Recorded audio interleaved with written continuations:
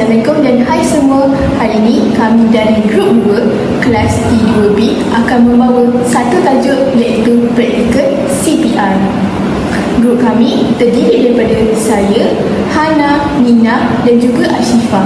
Okey, mari kita lihat video simulasi yang akan dilakukan oleh Hana sebagai penyelamat dan juga Nina sebagai mangsa.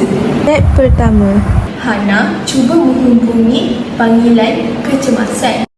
step kedua, step Tepuk bahu mangsa dengan perlahan. Periksa sama ada mangsa sedar atau tidak.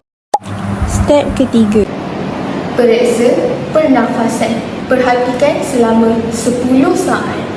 step keempat, Kedudukan tangan. Letakkan tangan di tengah dada mangsa. Kedua-dua tangan bertindih. step kelima, Tekan dada mangsa dengan kuat dan pantas. Lakukan 30 tekanan dada.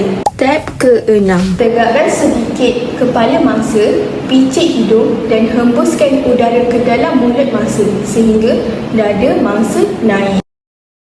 step ketujuh, Teruskan kitaran 30 tekanan dada dan 2 hembusan nafas sehingga mangsa mula bernafas semula sambil menunggu ambulans sampai.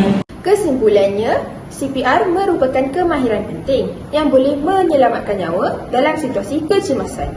Dengan mempelajari CPR, kita dapat membantu mangsa sementara menunggu bantuan perubatan sampai. Sekian dari kami. Terima kasih.